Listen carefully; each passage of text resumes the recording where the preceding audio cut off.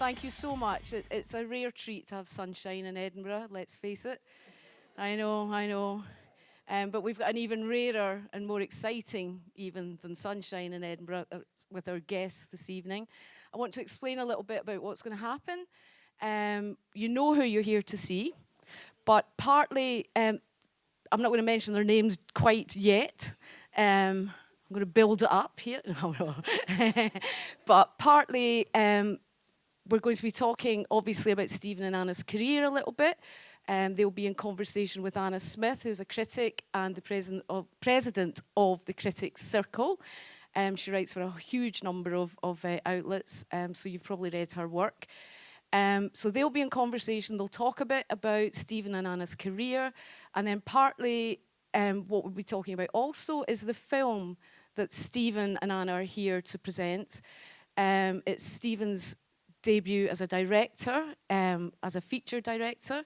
There's a massive screening, festival theatre. It's a very exciting time. So to talk a bit about that, I think we're going to show you the trailer for the film, I believe. And also Cerise, Mark are two of the producers, Cerise Larkin and Mark Larkin. They'll be joining us part of the way through the event, along with Dennis O'Hare. Dennis is the writer on the film, and also this is his story. He's the hardest working man in this room because he's also an actor in the film. So he'll also be joining the guys partly way through. So have your questions ready. I'm sure there'll be time to ask questions, both about Anna and Stephen in general, but also focusing on the film, which, as I say, we're very excited to host the world premiere of, The Parting Glass. I don't think I said the title, so I'm going to say it 3 more times. The Parting Glass, don't miss it, directed by Stephen Moyer. The Parting Glass, The Parting Glass, The Parting Glass. But you didn't come here to hear from me, and I forgot to tell you my name anyway. It's Diane, and I'm the Deputy Artistic Director. We're not even halfway through, and you can tell I'm already a bit spangled. But it's all going great, and it's all down to you guys, because the reason we do this is to put people like we're about to see just now in touch with our brilliant audiences. So I'm so grateful to you all for turning up. But please, a massive thank you for Stephen Moyer and Anna Paquin.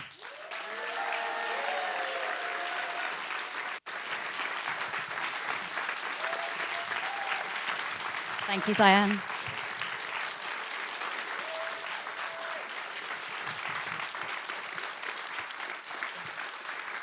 Hello.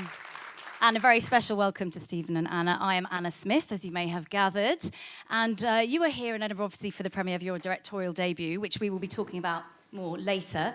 But firstly, how are you enjoying Edinburgh? I hear we had a fun at the Ceilidh last night. The Ceilidh was amazing.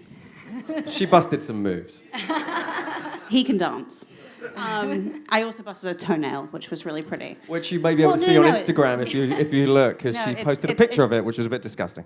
It was a bit disgusting, but I thought it was also necessary because I wanted to prove that I had Ceilidh'd my heart out, which I did. But also I didn't know exactly what a Ceilidh entailed, so I had stupidly worn high heels, which I obviously then saw what was going on, immediately took off, and then obviously someone stepped on my foot eventually.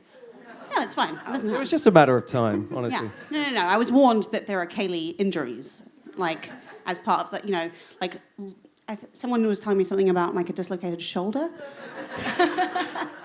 So I feel like a toenail is a very humble offering. You came out of it well. Gods. Yeah, it's an induction, really, and you Exactly. passed. Yeah. Well done, congratulations, you're still with it. So, obviously, you're married, you've worked together a lot, you have a production company.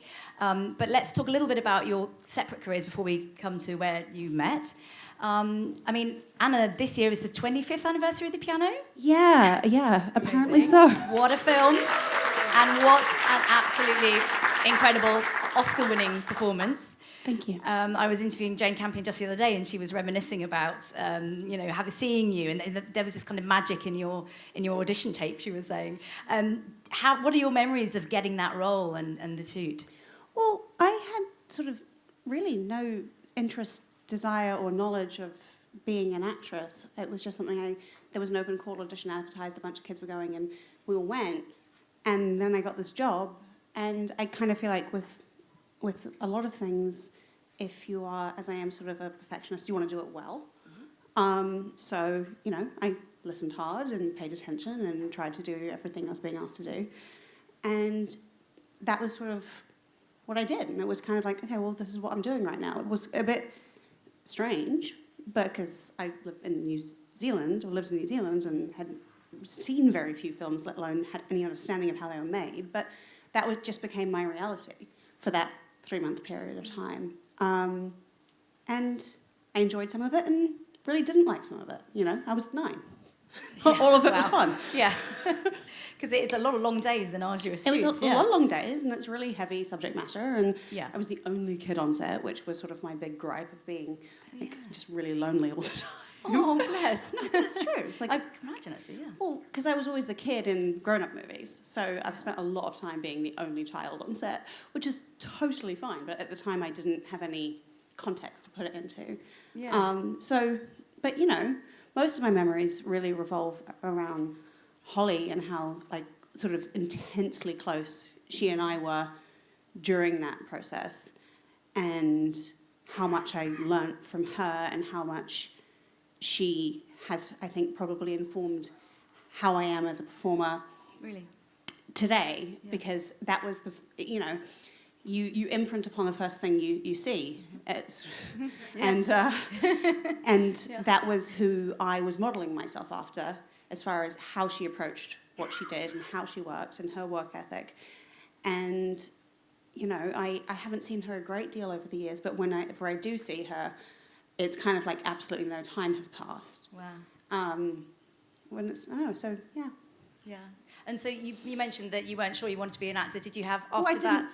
I I mean, didn't, obviously you were a child, so... I was a child. I hadn't thought about a career. I was in school. Yeah. It's kind of worked out there, right? I mean, yeah, it played out well. Yeah, so that's good. Yeah. Let's talk about Stephen. At what point did you know that you wanted to be an actor? I was about 10 or 11. I sang in the school choir, and in the church choir, rather, in my little village where I grew up. And I enjoyed that. I was the head chorister, which I don't know if anybody knows what that means, but I was the one who sort of carried the cross and did all of that. And I did a solo in the church. And my headmaster from my secondary school, which I wasn't at yet, happened to be there that day. And when I turned up to secondary school, he said to me, "I want you to play the lead in the school play." And that was Tom Sawyer. It's like 1981 or something. And I don't know, it was like it suddenly arrived for me before I'd even got there. Not dissimilar in a way, yeah. you know, it's like you suddenly go, oh, this is where I'm at. Yeah. This is where I'm supposed to be. And I was crap at school, but he thought that because you could learn lines, it made you clever, which I've learned since it's not true at all. Most actors are stupid, but they can just That's not true. They can put words together in order. You know, and it's really down to him. And when I was about 14 or 15, I turned around and said, that's what I wanted to do. Nobody had done it from my family. We were, you know, sort of lower middle class in Essex, and nobody had done that. And I remember going to my, you know, the fourth year, as it was then, I guess it's year 9 now? You go to careers advisor, and I told him I wanted to go to drama school, and he had Mr. Morris, and he had this room like full of filing cabinets with jobs in. And he went through, and I remember him going through like the Rolodex, and it didn't exist. He didn't know what to do. And they all just laughed at me. There's still no jobs for... No, there's still no jobs. Maybe it was reflective. Maybe there's just a little thing in the corner of the room. Yeah. Like back in those days, you had to go to the library. So I went to the library, I researched. And, Wow, impressive. Yeah. Pre-internet. Good job you did. You wouldn't remember that, dear. Yes, I do, darling. Do you have many of those conversations? Like, do you remember that TV show? Oh, no, I don't. Well, but also, yes, we do. But also, I kind of grew up in a slightly sort of social media black hole because, a lot of stuff came to New Zealand a lot later than it came to other places. But also, it's still black and white in New Zealand. Oh, stop it. My parents didn't let us watch film and TV, really, at all. Right. And we were quite sort of on that side of the divide, family-wise. Yeah. So even if they were things that were probably hugely popular cultural references in New Zealand in the 1980s and 1990s, I probably wouldn't have known about them because we didn't do TV or films. Yeah. So. And then how amazing that you've ended up being. Yeah, no, it's kind of hilarious, actually. Yes. But so when I work with people and I'm like, oh, so referencing, you know, we'll be like in some intense dramatic conversation about, so that, you know, that moment in blah, blah, blah, really epic film that everyone's obviously seen where so-and-so said, I'm like, yeah, sorry, I've actually never seen it. And it's not just because I'm, you know, I'm not young anymore, I'm almost 36. But like, you know, it was not just because I was a child at the time. Yeah. It's like, no, actually, even if that had come out at our local cinema, there was no chance in hell that we were being taken to the movies. Yeah. So amazing. Yeah. So when you started being in the movies, talk us through the sort of early years once you were an adult and acting in films and. Well, I had a hugely, like, I mean, I had a long career as a child and a teenager. Absolutely. So, I mean, being the only child on set, as you said. yeah, you know, but also many like years as a of that. teenager, Yeah. and then so like, what do you Yeah. classify as adult? Do you Good mean question. like literally 18, Yeah. or do you mean like what do you? I don't know. What do you think? Do you notice a shift in the sort of roles that you were getting, obviously, as you grow? Well, that growing hasn't up? happened till Yeah. like close to my 30s. Wow. Yeah. Yeah. Because I looked like I was 15 until I was 27, which, by the way, I know one should not complain about, but Quite is handy. actually creatively really frustrating because I didn't really care about first kiss, first boyfriend, college. She didn't get to do stories. any of that because she did it all on stage first, all on screen stop it. first. But also, you know, it was just, I was ready kind of creatively to move on to the age I actually was, Yeah. but kind of didn't really start looking my age, I guess, until I had kids and they sucked all the life out of me. And now I love them, but like, I mean, it's true. They literally drain you. And now I look my age, which is great. So thank you, babies. Whose wonderful aunt is looking after them right now. I was going to ask that. Yeah. So how old are they now? They will be 6 in September. 6. Oh, gorgeous. Yeah. Well, yes, okay. So baby sucks the life out of you. Okay, got that. Stephen, let's talk a little bit about when you moved into... Because you were doing quite a lot of TV, weren't you, in the UK? And then when did the film stuff start? For some reason, you seem to have been in quite a lot of genre material. Would Yeah, that and be it's fair? funny because I didn't think that I wasn't. I went to the Royal Shakespeare Company. I did, you know, world tour of Romeo and Juliet. So it wasn't like I was looking for that kind of stuff. But the first film I did was this thing called Prince Valiant, and I was actually there, reading off camera, as Prince Valiant off camera for the other actors as they were coming in, the actresses, and who were auditioning for the lead role. And the director just said, "Why don't you ever go reading the part? I like what you're doing with it." Which is how I got that film, which is kind of amazing. And so I did, like, I started doing film and I did a bunch of television and was alternating between that. Then I got a big gig in Slovakia, which is called Uprising, which is about the Jewish uprising in Warsaw during the Second World War, and which was an amazing gig and a lot of really incredible people on it. And that took me over to America. And so from like 2001 through to 2006-07, I was going back and forward, working there, working here, you know, just constantly sort of on the go, never really stopping. And then, I mean, I've told this story before, but I got fired from a pilot in America. Right. Didn't And I wasn't... everyone get fired? Everyone got fired, but it's much Well, better yeah. if I'd say it was just me. I see. You mean it didn't happen? Just saying. basically, is what No, I'm we saying. all got fired. And, Everyone got everyone fired. got I mean, and I went back home with my tail between my legs and was like, "Fuck America," and I'm not coming back. And but actually, it's interesting, isn't it? You know, you learn throughout life because I really did mean it. I was done, and it wasn't. I was done because I was just like, I don't need to do this. I've got a lovely career here. Yeah. Everything's great. And as soon as I made that sort of psychological shift in my head, where I went. It sounds like somebody's either sniffing It's a up dog behind my sniffing. leg that I don't know about, or somebody's doing some kind of okay, crazy good. drugs. So I'm somewhere. not just crazy. No, I we all no. heard it. So I it was amazing because the casting directors were fired from that job as well, and they gave my. They were so upset about what had happened that they gave my screen test to all the other casting directors in Los Angeles, and suddenly everybody was asking me to come, and I said I wasn't going to come, and that led to my manager saying, read this. I won't make you read anything else. It's this thing called True Blood with Alan Ball. And I put myself on tape for one job. And literally 24 hours later, I was sitting with this one in Alan Ball's office. Wow. And how did you wind up in that office? What was the process for you? Well, I'd been gypsying around since I was 9 on film sets and was really done with that kind of existence. I'd sort of thought I probably didn't really want to be an actor anymore after I finished high school and had gone off to university.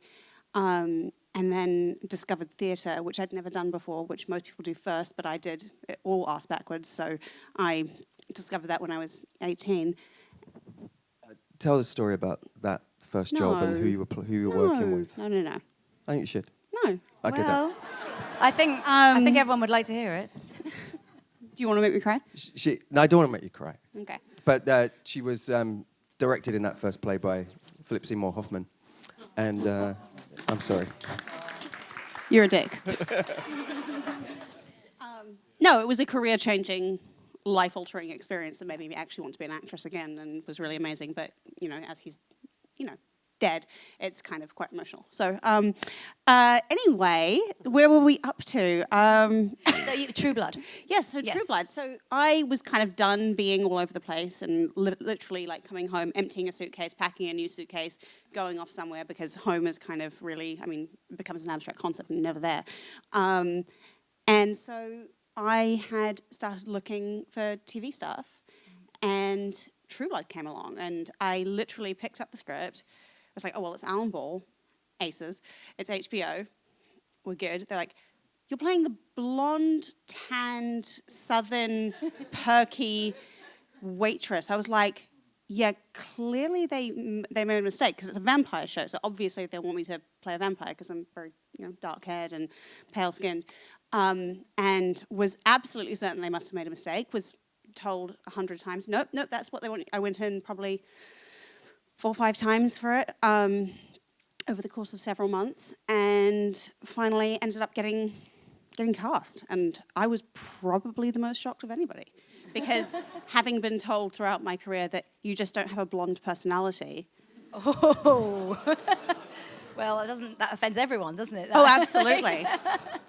I don't believe that your essence is blonde. She's supposed to be a natural blonde. I'm like, what the fuck does that even mean? Like, I'm sorry, but that's so... It's so insulting. Yeah. I was like, no. Like, it's offensive to absolutely everybody. Yeah, exactly. But... So as it turns out, if someone has a little bit of imagination and a great colorist, it turns out an actress can actually be whatever she damn well chooses. And that there is actually no such thing as a blonde person. Thank you. Thank you for clarifying that. Yes. So you're in the room together. What was it like when your eyes first met? Go on, we got to go there.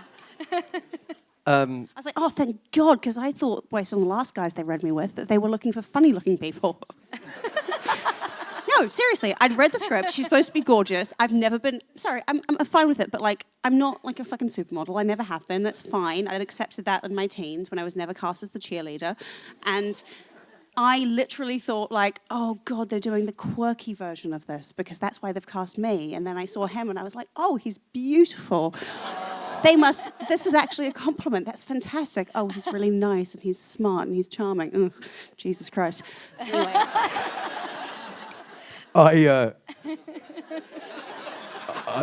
You can keep talking if you want. I just got off the back of, I just did this TV show in Australia, literally just before this had all happened, and I'd gone to America for that other pilot. And I was doing this thing with Deborah Messing in Australia, and I was a tan, blonde beach bum. And I am a natural blonde. Right. No, I meant in personality. Once upon a time. Thick and pretty. Oi. I'm just being silly. No, but so I was tan and I got this blonde hair, and I walk in and she's pale and brunette, and we got on brilliant. Basically the opposite colour. The opposite of what the characters were in the show. and we met and we got on really well, and there was an immediate chemistry, just like sitting. It was just me, Anna, and Alan Ball sitting in his office on what in the lot, which is eventually where we would shoot the entire show, which was kind of amazing, because just because his office is there doesn't mean that you're going to shoot in that particular studio. And we just hit it off. The next day we went into HBO and to do my screen test. She was already cast at this point, and we did the test. They left us in a room for about 45 minutes, and we just chatted. And then Anna was... It's not a euphemism, by the way. No, it's not. And even if it... Anyway, no, don't go. And so they then let Anna go, and I was left in there until they said that I was cast. And the one thing I remember is that I remember kind of going, oh, I wish I had her number or an email or something so I could just tell her, because we'd got on so well. But 2 months later, 3 months later, I turn up and I'm now pale and I've got dark hair because I'm playing a vampire. She's this perky blonde with a tan, and it was like two completely separate people had turned up to see each other. Still attractive, though, obviously, otherwise, you know. Yeah, no, True Blood was definitely a show about ugly people. Yeah, that's pretty much what it's famous for. Yeah, absolutely. Lots of really unattractive people wearing lots of clothing. Yeah, very unsexy. Yeah. No sex. No None. one liked Zero. it. Yeah. I mean, well, one more question about True Blood before we move on to other things. But do you miss it? Yeah, we do. I mean, it always, and you know, it's amazing because this weekend we are sort of celebrating 11 years together, which is nuts. And, Congratulations. And that was, you know, that was 7 years. It's actually like 8. almost 8, actually, because there was the writer's strike in the middle of it, of just joy. We had met on that. We were so happy just to be working together and living together and you know, starting our family. And it's a part of us that is, it's so profound, the connection on that job. I've done loads of jobs. Anna's done loads of jobs. There was just something about the chemistry in that place and the joy. I mean, it's the reason that Dennis is here. It's the reason that Dennis and I decided to try and make this film, because we were just like kindred spirits, you know, creating this crazy vampiric southern world together, you know, but with Alan Ball's mind, you know, it was extraordinary. Couldn't agree more. I don't think my microphone's on. Okay. Oh, Yeah, there we go. you good. Sorry. Yeah, no, I mean, it was the degree to which our cast and crew bonded and became family was kind of unlike anything I'd previously experienced and really haven't experienced since. And literally, how many years since we wrapped? 2014. I mean, 4 years later, we are literally all still in touch on a, like, there's probably somebody from the True Blood family that we are in touch with on a daily basis. And that's not just cast. That's very important everybody. that it's crew, because Yeah. it was not actually... just like, oh, all the actors stayed in touch. Yeah, well... Yeah. It's all the people that you don't care about. It's all the people that you never see Yeah. that are the reason that show was spectacular, that were our family and that, you know, picked us up and had our backs, and that's... And tell us about working together, because you formed a production company with some other producers we can speak to later. What was the motivation behind that, and what are your kind of goals, I suppose, and the kind of TV and film that you want to work on? Well, I mean, for me, I really wanted to be sort of in charge of my own content and have not just sort of sit back and passively wait for that amazing role to show up. I wanted to go out, find the material, and do it myself. I mean, loads of people do it, and there's absolutely nothing stopping you other than just trying. And it's not easy to get things made and financed and off the ground, even if you have a career. But, you know, that's... I just was sort of sick of taking a back seat, and not to sort of play the woman card, but as most women in my business will tell you, there have been less interesting roles for women over the years than there have been for men. And I was just a bit bored of sitting around complaining about it. Yeah, and what you're working on now, is it FLAC? So that's, We just wrapped, we're in post-production And right this now. sounds like a very interesting role for a woman. I read something you said that, we need more complex, flawed characters, which I couldn't agree with more. You mean real women? Yeah, exactly, just real women. Like real that you people. can actually believe are people rather than just a fancy figure or the wife or the girlfriend or whatever. Absolutely. So can you tell us a bit more about that? So FLAC is a 6-part TV show set. Wasn't sure what's happening. I thought that was a still from it then for a second. I was like, wow, I they're actually really just thought together. the dog was going to show up and actually start sniffing from screen. Anyway, so FLAC is set in the world of PR in a London, very high-end PR firm. I play an American woman who has, for various reasons, sort of end up being sort of headhunted to move to London for this firm.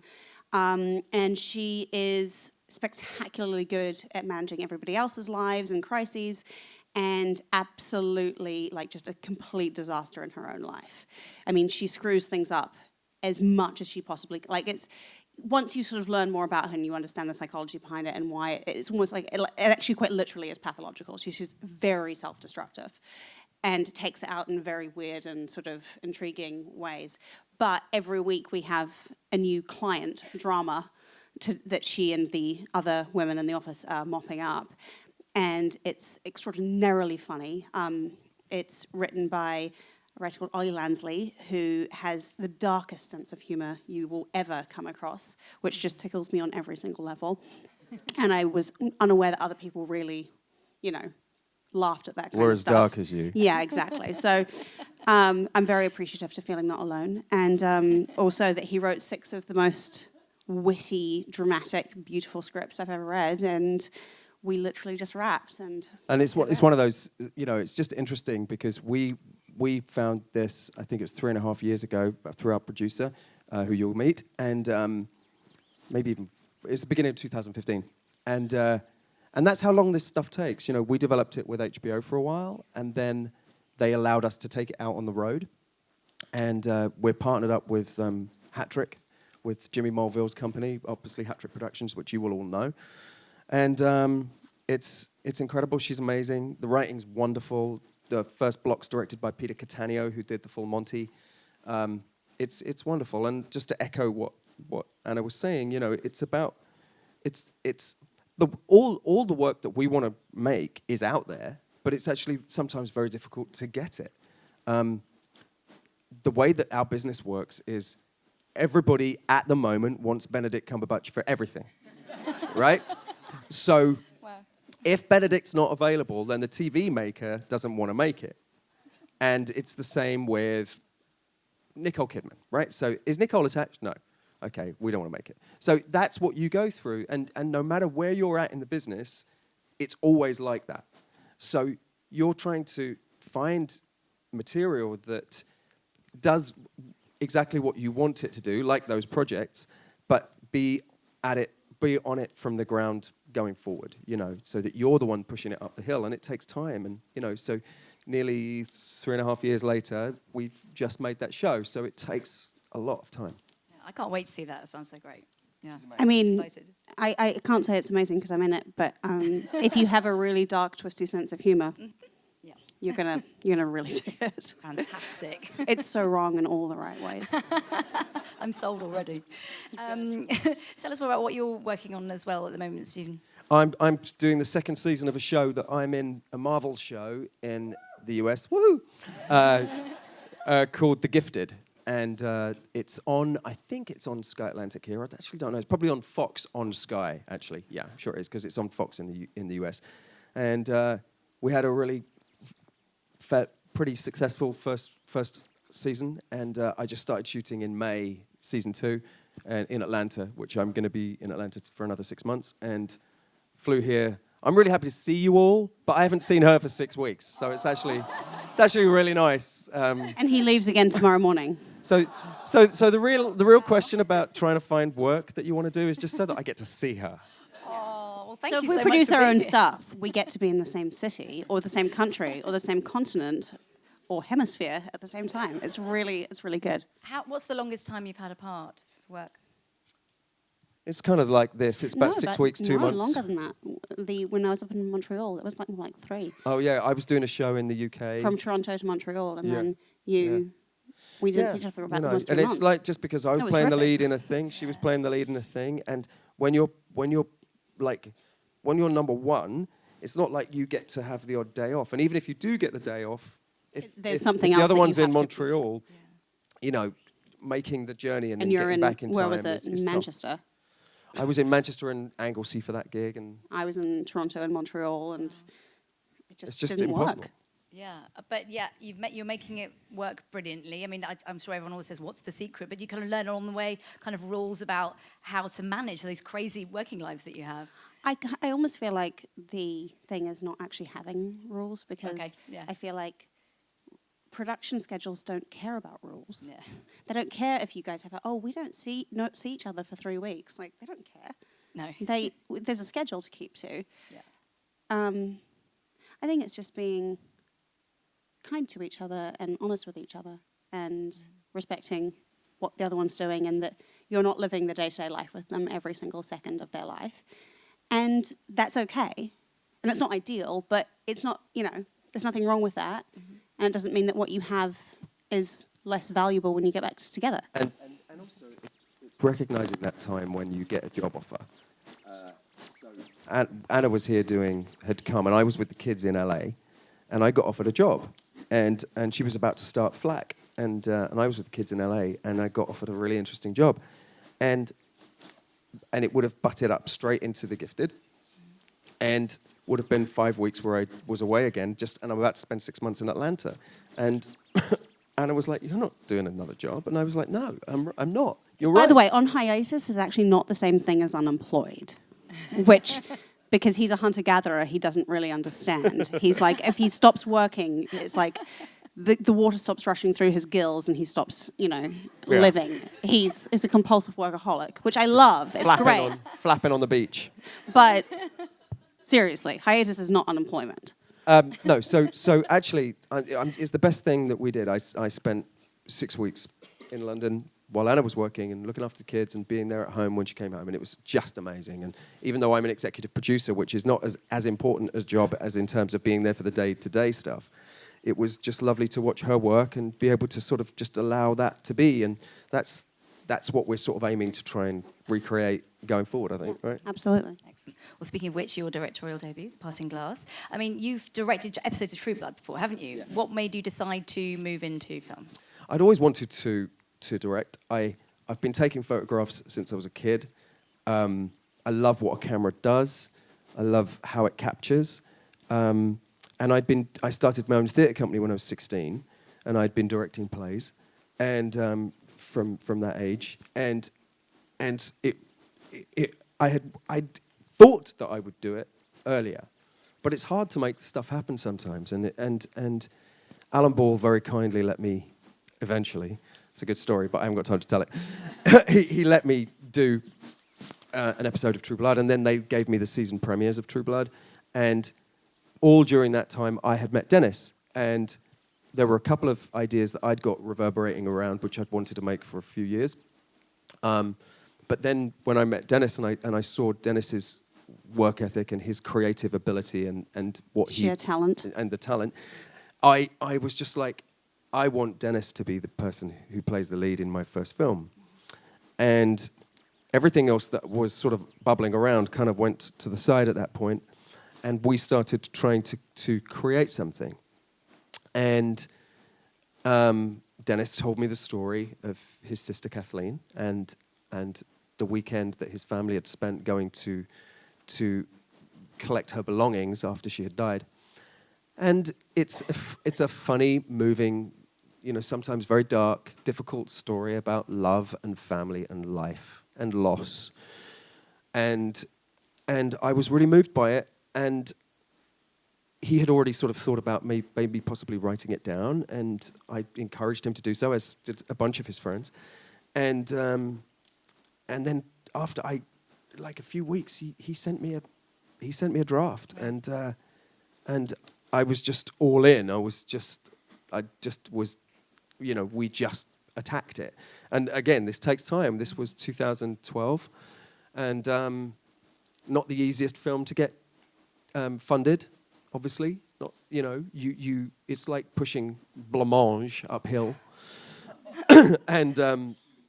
and you know, but really it was propelled by my desire to work with Dennis, and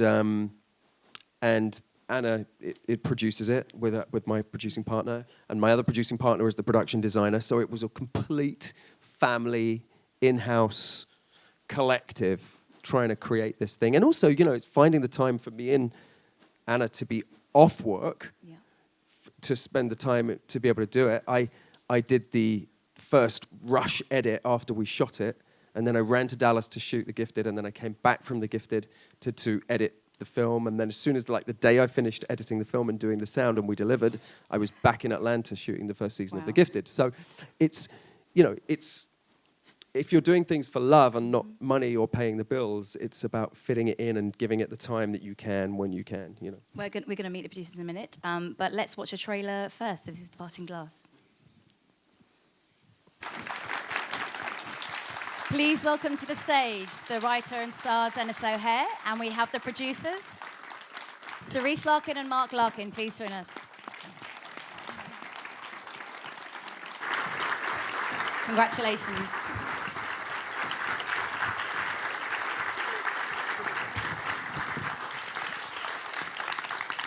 Oh, well, congratulations to all of you. I've seen the film. Obviously, a lot of people will probably be seeing it later tonight, or have yet to see it. So, obviously, Stephen set it up for us a bit. It's a very moving film. Dennis, an extraordinary personal thing for you. How does it feel to have completed that now?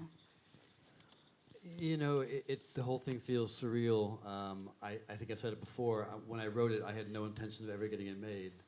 So I just thought, oh, I'll just write whatever I want to. No one will ever make this.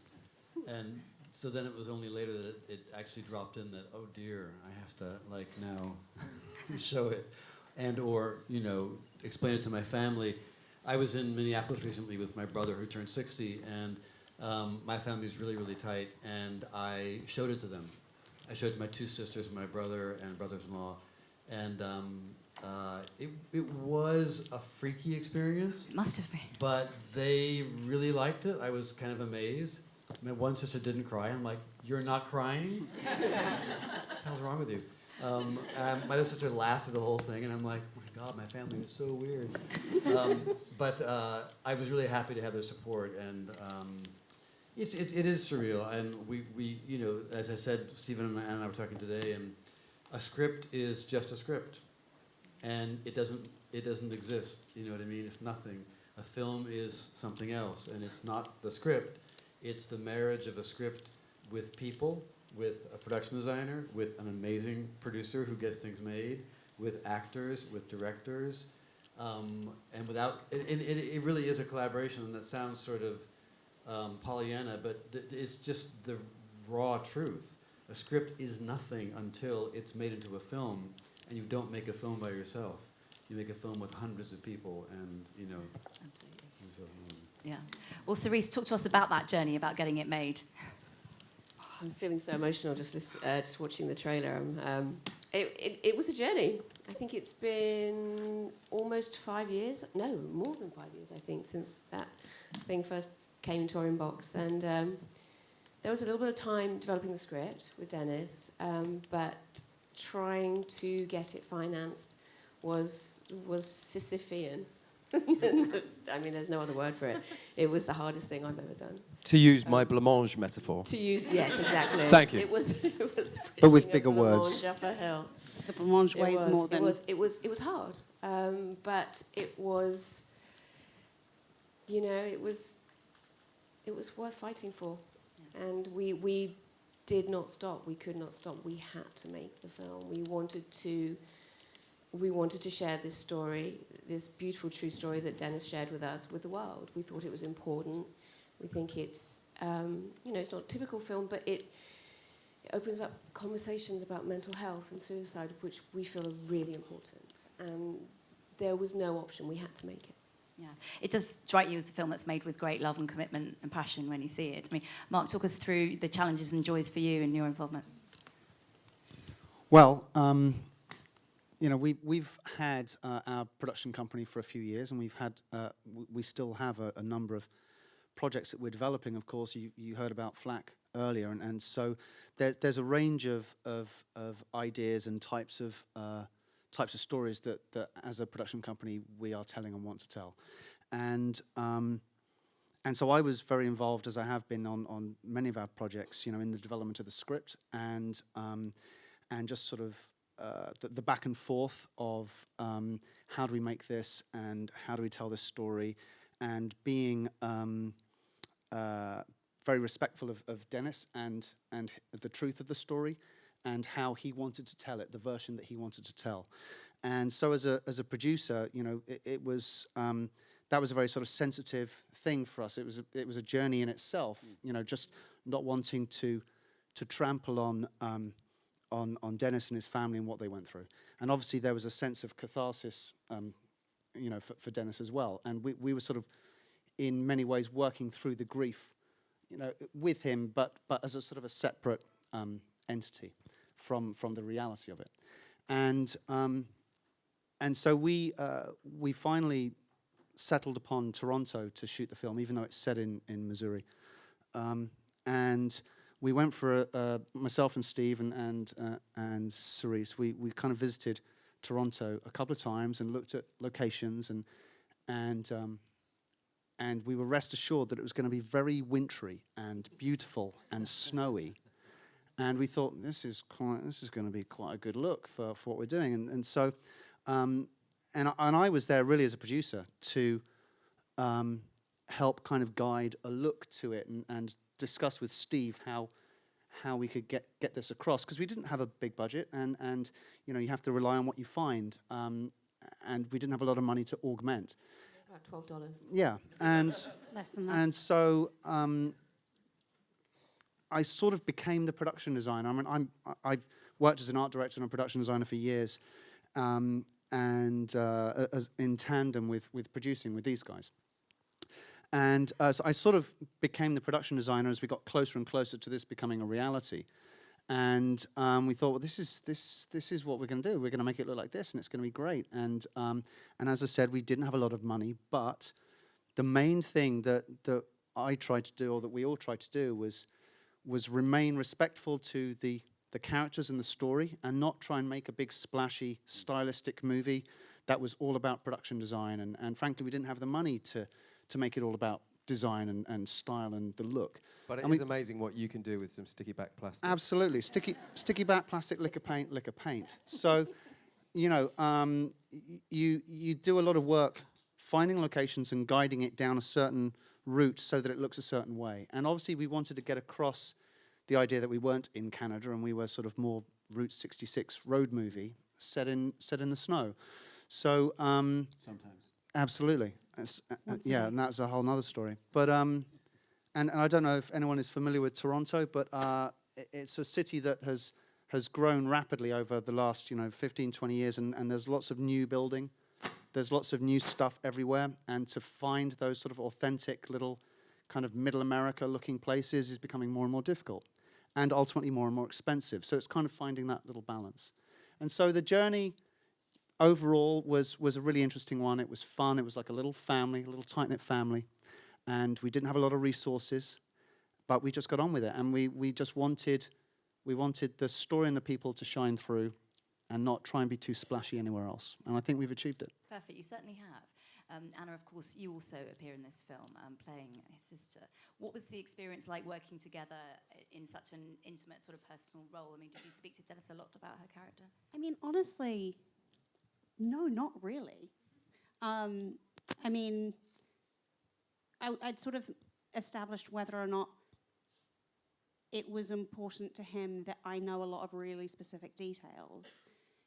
And that was not his feelings about it. So I was very much as I obviously knew in much detail what the actual story I was telling, I very much just showed up as an actress with a job, which was what was on the page, and wasn't looking to turn it into anything other than what he had written, which is really and truly, for the purposes of that job, all I needed to know about Colleen or Kathleen, who I'm playing, and I didn't.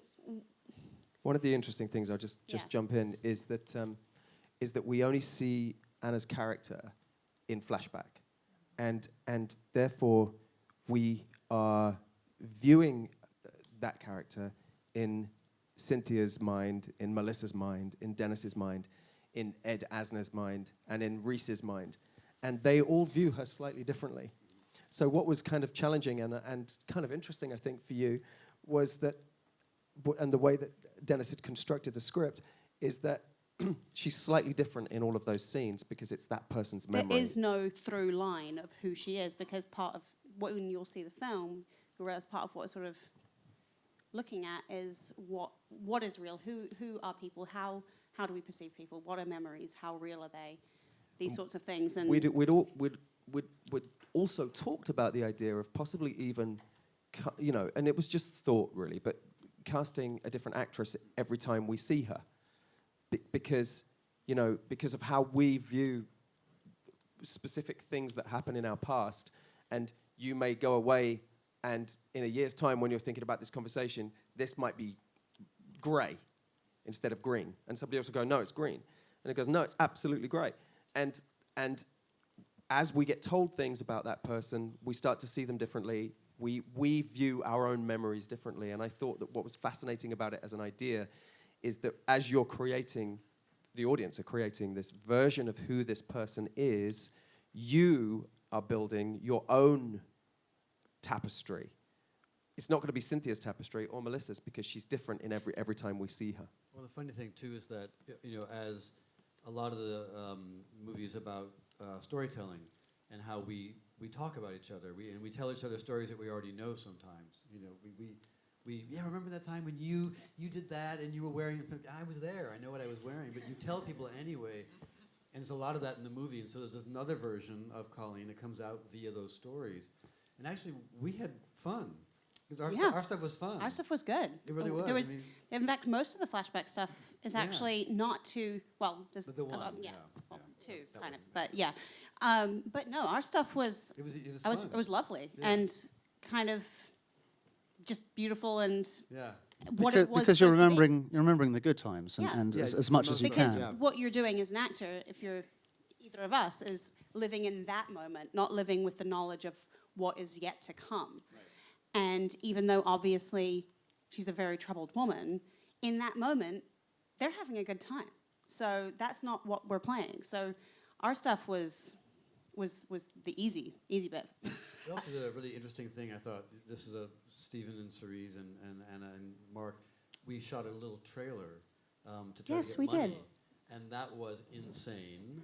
Insane. You guys, it was your money, and you were doing a job. You Yeah, were I was 5 working up in jobs. Montreal. Oh my I was God. working in Montreal. He was working, I think, in Manchester, wherever the heck it Like was. a day off. You guys came And in. I you day stole off, your and one day off. we stole my day off and my crew, and Totally stole the crew too. yeah, and we dragged everyone to the house I was staying in Montreal, and we shot. Actually, some of the footage in the I was film just about to The movie, that was the yeah. crazy thing. But- is actually in. There's a few little bits and pieces from the trailer that we shot, which actually ended up in the film, which is kind of amazing considering. I mean, it's a great idea about what you need to do to make a movie, and then But how we, it can help you. because people were reading the script, were hearing the pitch, were saying, we love this, but we need to see something. We're like, well, we can't show you anything until we get money. Well, we can't give you money until we see something. We're like, fine, we'll shoot a. And we shot for 9 hours that day, and we shot like a bunch of footage. And we'd started at 8 o'clock in the morning. We had to be finished at, maybe it was 4. I think it was 8 hours. And we had to be finished at 4. And at noon, we got into the back Oh of the God, I car, remember me and this. the DP, got in the back of the car to look at the footage that we'd And it shot. was gone. And it was gone. And so we then Reshot. retraced our steps and shot everything that we'd shot up until that point in about an hour. And then we got in the car, it was raining, and we got in the car and we drove around, we found locations, Dennis ran out and this one ran out and they're kicking each other up. Right, okay, move, come on, we're on. It was amazing. was driving around that corner, and you're like, look at Anna Moore. I'm like, I'm driving around the corner. Look at the necklace. Look at the necklace. That's extraordinary. God. Actually, just while we're at it, I was thinking about this the other day. The only bit of driving in the film that is not real, because everybody was driving the whole time, and we Was used Ed. these things called camera mounts, which you put on the hood, the bonnet of the car, right? But the only person who didn't feel really safe doing that was Ed, and Ed's 88 now, but he was 87 then, and he's an old man, and he's solid Kansas, farm stock, but he didn't want to drive, so we were on In the snow, in the winter, on the and it was ice. minus 30 degrees centigrade. While acting. Funny. Yeah. And so we've got him on a low loader. I don't like to drive, and I'm in my 30s. We should get you your own low loader, so it makes it look like you're Great. driving. But Thank you, and so darling. he's on a low loader, and we're filming him, and I think I've got more footage from those scenes of him asleep at the wheel than I actually have. I was looking at something the other day, and he's just like this. But the road's travelling behind him, and and Dennis is acting. It's probably a good Ed job fell he wasn't asleep a driving. lot while we were filming. Let's talk, before we cut to the audience, let's talk a little bit about the cast, actually, because you have a wonderful ensemble cast there. And talk me through the kind of casting process. We were very lucky. We had, because of how low budget we were, we spent a lot of time trying to work out the perfect time to shoot it. And the beginning of January is a good time. A lot of actors are unemployed during that period of time, just because productions break up, So we felt like it would be a good time to be able to keep some of the actors. And I'm not going to say who some of those actors were, but we had some amazing actors along the way. And then they weren't available at the beginning of January, or they had to drop out because a play had come in, or et cetera, et cetera. And so going into Christmas, and we were shooting the 23rd of January, or the 18th of January at that time, but going into Christmas, we were 3 characters down. And at that point, Cynthia was already on board because she was a friend of Dennis's. We'd already got Cynthia. Rhys Ifans is a very dear old friend of mine. I did my first job with in Theatre Clwyd in 1991. I got in contact with him, and he said yes on the spot. Anna was friends with Melissa and had worked with Melissa before. And Melissa said, okay, I'll read it. And a third of the way through reading... Emailed and said the yes. script, emailed and said yes.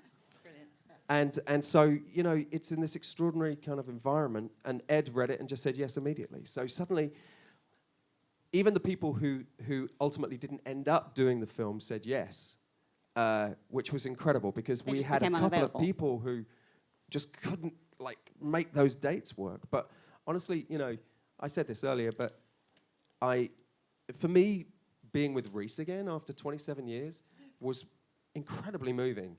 And I think it's some of the most beautiful work he's ever done. Yeah, he's absolutely terrific. Well, I'm sure the audience have lots of questions. Thank you all for joining us on stage. So we've got time for a few. If you want to put your hands up, and we will choose. Lady there, yes? That's you, the one with your hand up. Well, first of all, welcome Anna and Stephen to Edinburgh. Lovely to see you here, and I'm really glad the sun shined. Me too. Spread the word around the world that Edinburgh sometimes has some sunny days. I certainly will. One of the films that I've seen of you, which really made a serious impression on me, was Fly Away Home. When Thank you. were just a wee girl, but it was so amazing, and I would really like to know if the geese really did imprint on you. Okay, so basically, Fly the microlight. I will tell you everything. Okay, so we were shooting over a summer/fall because we were obviously based around the birth dates and seasons of geese. And there was one, gosh, what are they called? Batches? No. When they're eggs, though. I think it's that. A clutch of eggs, whatever it is. I should know that, but it was a long time ago. Of eggs that they very specifically had earmarked to have imprinted on me. So I'd flown up to Canada to do this film, and we were in rehearsal and shooting other stuff, but I was literally on call for the second the eggs started hatching, because for those of you who haven't seen the film, basically it's about a young girl who has lost her mother and moves in with her father in Canada, who she hasn't seen in years and years, and she happens to be there when some eggs of some geese are about to be destroyed. She takes them in, and when a bird is hatched, the first thing it sees, it imprints upon and thinks it's its mother. And this is actually based on a true story, except it was an adult, not a child. But, and then anyway, it's very sweet. But you can Google it, I won't waste your time. But so basically, one of the things that they needed in the film was for me to have these geese that would follow me everywhere, like I was their mother. So they literally had these 12 goslings make sure that I was the first thing that they saw and heard and was around them for days and days after they were born, so they actually would follow me whenever I spoke. And what was that like? That was amazing. It was pretty amazing until they got big and started biting. What? and what did they taste like? You're a bad person. Yeah, so I did not, because I was 12 years old. And they wouldn't even let me go up in one because it was an insurance thing. So each sort of gaggle of geese was imprinted. There was about 12 at different ages and stages. So they had ones that were imprinted upon the noise of the aeroplane. There was ones that were imprinted upon certain trainers. There were ones that basically they were being trained by imprinting to listen to specific people or noises, so that they would be good, actor geese. But in the meantime, yes, I had 12 goslings when I was 12. It was That's a great question, thank you. Sorry. A bit disappointed to see you've lost your slightly Australian accent. New Zealand, but yeah.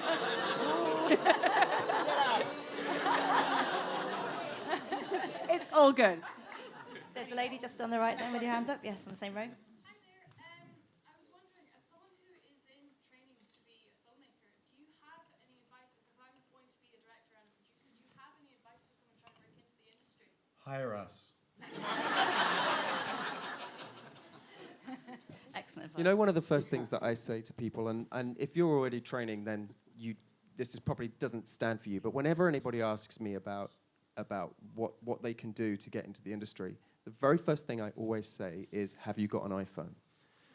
Because what is available now for kids, and obviously you're not a child, but I don't mean it that. I mean, some of the biggest film People directors younger in the than you. world, Soderbergh just made a film on an iPhone.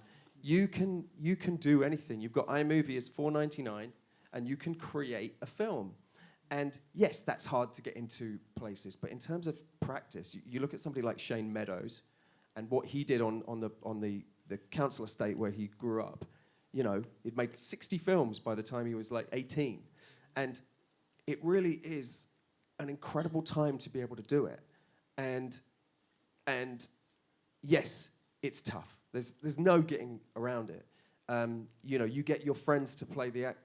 To act in it, one of the things Like that we did. And one of the things I always say to actors who leave drama school, and nobody tells them to do this, is print a bunch of pictures and go to film schools and put your picture up and say, I want to be in student films, so that the students who are training to be directors get to work with real actors and get to know what that feels like. It's only beneficial for everybody if they do that. I just don't understand why I was at drama school, nobody ever told me to do that. That's a good tip. Thank you. Anybody else? Yeah, I just say make things. Work with as many people as possible, get as much experience as possible. That's how you learn to get better, and all good things come. Yeah, and the more connections you make, the more likely you are to run into people that you get on with, and you start creating a team. And even if you don't work with those other people again, you might get a phone call out of the blue, a couple of years later, say, hey, I remember we had that conversation one time about this idea. Or it's amazing that you run into people after years. Like when I ran into Steve and Anna in Los Angeles, it was because I'd worked with Steve on a TV show a few years before that, back in England, and we just got on well, and we kept running into each other over the years, and here we are today. So you never know when you meet people, when you work with people, who is ultimately going to change the course of your life. So the more connections you make, and the nicer person you are, and the more skilled you are, then you get remembered. Yeah, That's it. Thank you. And there's a lady there with glasses. Yeah. Thank you. It's a question for Dennis. Did your family see the film? My family. Your own family, My father didn't want to watch it, and I respect that, and I don't blame him. My mother's gone; she couldn't watch it. She's dead. But a lot of people have seen it. My cousin is here today. He's going to see it for the first time. His parents are mentioned in the film. My aunt and uncle are also worked in the film with us, and they're here, and they're going to see it. And I can't wait till we have a premiere in the U.S., in which case I'll bring them all. There's lots of them. Lots and lots and lots of them. It'll be a riot. How did they feel? Because you haven't seen Well, part of my brothers and sisters saw it, and that was an interesting experience. And I'm really glad. You know, I owe them a debt. I'm asking them to also share without being asked to share, forcing them. And you know, there is a funny thing about real life stuff. We had to get permission from everybody to sign off, and everybody did, and that was kind of amazing. Yeah, even though you change the names, you still, if someone can recognise themselves within something and it's based in truth, then you need to get permission in order to be able to do it. And we did. We got everyone's blessing, which was amazing. Thank you very much. Thank you. Anyone up the back there? Yes, just there. So obviously with Stephen working on The Gifted at the moment, and Anna's past playing Rogue, and all the TV shows doing quite a lot of crossovers at the moment, and lots of different time frames. Do you see? I think I know where you're going. Do you think you'll ever work together or potentially play Rogue again? Honestly, I highly doubt it. No, I mean, honestly, not because I don't want to or because it wasn't amazing, but I don't know logistically how you would rationalize her into any of the storylines at this point. I mean, I'm not as well versed as I used to be on the sort of who coincides with who thing, but I think that it's not really realistic, and in the case of it being on The Gifted, I think like that would be really epic stunt casting, and that it would kind of take you out with the story, and probably wouldn't really service the world in the way that maybe people were like, oh, that would be cool for a few seconds, but ultimately for a few episodes it would probably be really annoying and distracting. But I might get a swimming pool out of it. There's that. But seriously, it was a great stretch of my life that I spent off and on doing those films. But I think that if there was going to be more of them, or more of that character, it would have already happened by now. So I would guess probably not, but honestly, it's not really, that ball's not in my court. Okay, thank you. Next question, in yellow there. Hi, my question's for Anna. I was just wondering, when Melody was airing in Canada and in America, I used to sometimes tweet along with... Yes, I did. Almost every episode. So I was wondering, will it ever come to the UK? Oh gosh, I actually, I must look into that because I am actually an EP on that too. I don't actually know what the release plans are for the UK, but that's actually a really valid question. Thank you. I'll put that on my to-do list. Thank you. But the answer is yes. If it was the correct time zone, yes, I would be live tweeting. If that was the actual question. Great question. Anyone else? In the front here. Just for Dennis, how does it sort of manage pouring something that's so much of your own story and stuff into a project like this? Like, just to manage it, I guess, emotionally. You know, again, I can only refer to what we did. I was a producer on this film, and once the shooting started, I did nothing. I was like, I can't. They were amazing. They kept me in the dark about any problems, of which there were many. I knew nothing about it. Even though I wrote the script, when it came to shooting, I couldn't be a screenwriter. We tried a couple times. We had note sessions. It was hard for me to handle those two hats. I would just go, that's what happened, okay? That's what happened. Just play it. You know, it's hard. I don't know how people do it. I could only be an actor at that point, and that's what I did. For me, luckily, it was sequential. I wrote it. We worked on the writing. We worked on the script. And then I did what I could have, helping to produce, meaning helping with casting, helping with raising money. And then I left that behind, and I was an actor. And you do have to compartmentalize. You know, I will say that the thing that was great about the movie for me was that even though I was playing myself, I wasn't playing myself. Because since my real sisters and brothers weren't in it, I was playing Cynthia Nixon's brother and Ed Asner's son and Anna Paquin's brother. So I was an alternate version, and that was enormously helpful in giving me a POV on the character. Otherwise, it would be too crazy. You know, and to the point, you know, one of the fascinating things, and actually Dennis and I have never actually spoken about this, so it's going to be quite interesting. Or it could end in a fight. No, it was fascinating. I know Dennis so well. We're incredibly close. We went off to write and meet many times during this process. We went to Atlanta by ourselves to do recce location scouting there and to do some writing together. And it had never occurred to me until the very first day, first 2 days actually, that we had never talked about his character. And yet I'd talked to Melissa, and I'd talked to Ed, and I'd talked to everybody else. Recently, I had had masses of conversations. Cynthia and I, not so much, but that was purely because Cynthia came in ready, knowing what she was going to do. And when I asked her if she wanted any help, she didn't. Day 2, where we're shooting, and there was complications because of, you know, logistics and everything.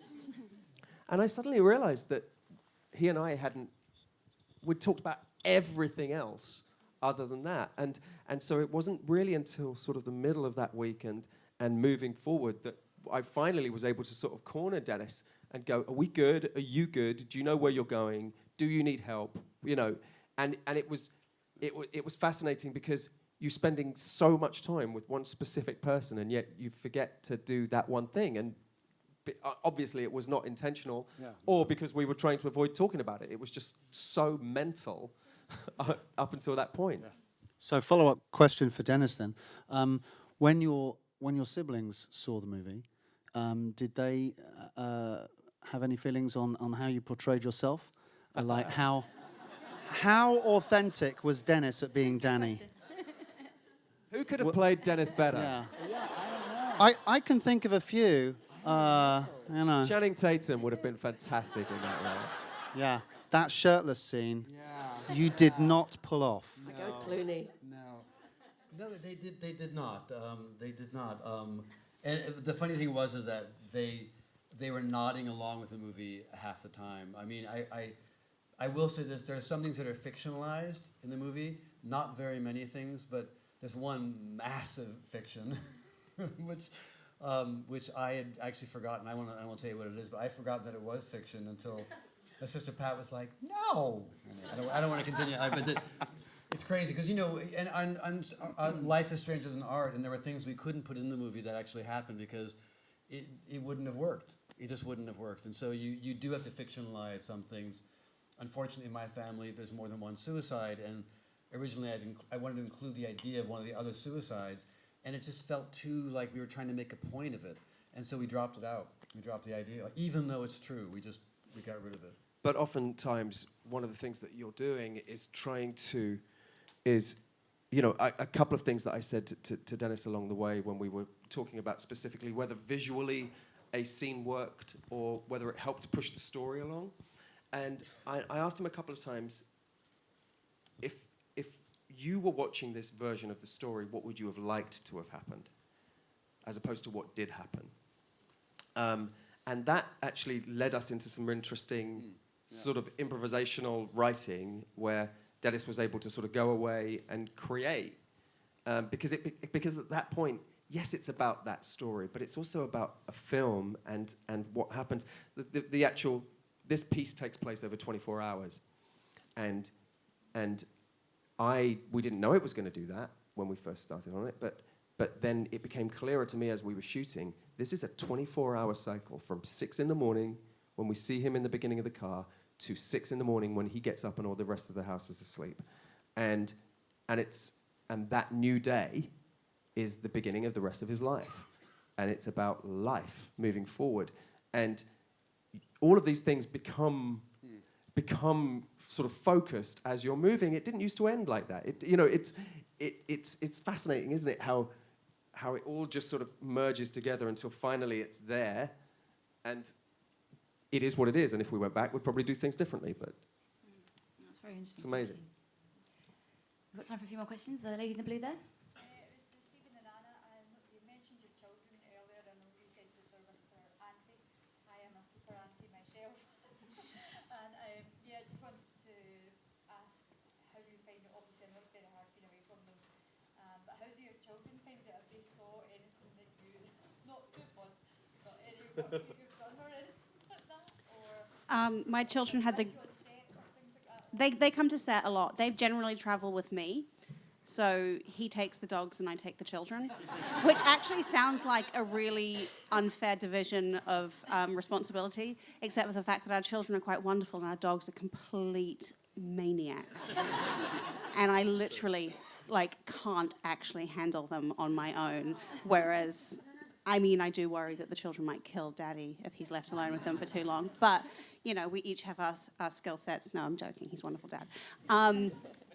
No, the kids come to set sometimes, but not very often, because honestly, they're loud and disruptive, and they don't care, because they're children. They have some concept of what we do.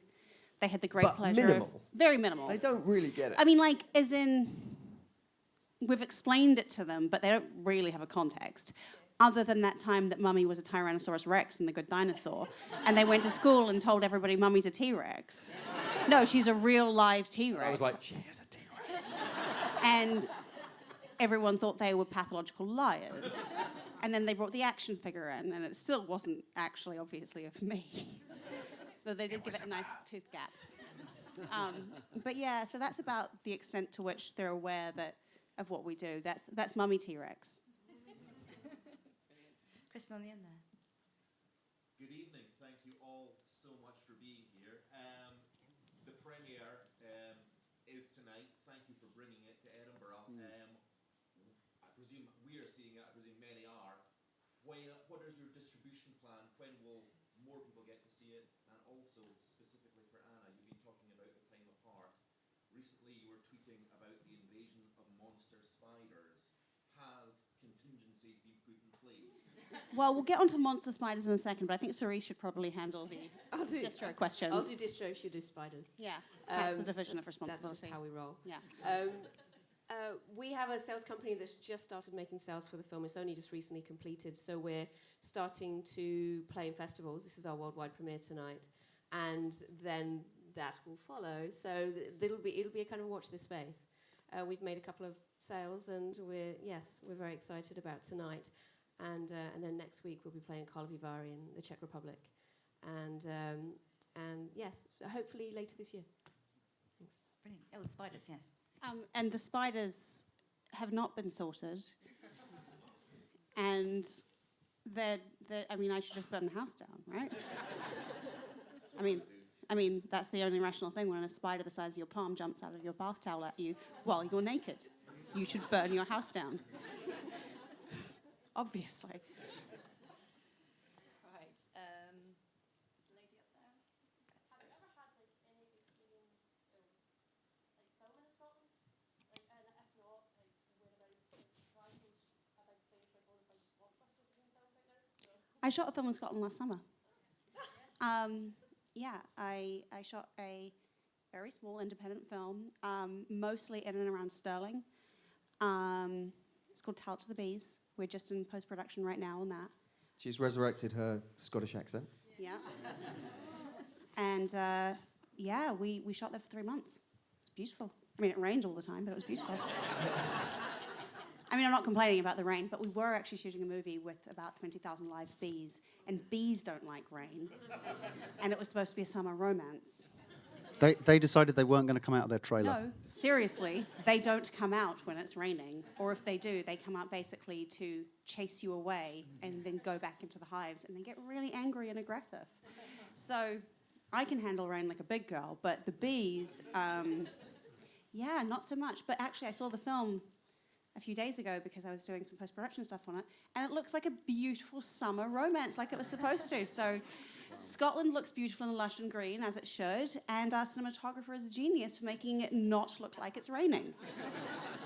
So win-win. I've shot here a bunch, and I absolutely love Scotland. And Glasgow, very specifically, was 20 years ago today, actually, I was in Glasgow. And so I love it, and I love the rain. And I also like the but sun. you weren't working with bees. I spent 7 years of my life here, and it's a little bit like coming home. It's lovely. Lovely. Anyone else? Okay, another one from you. Go for it.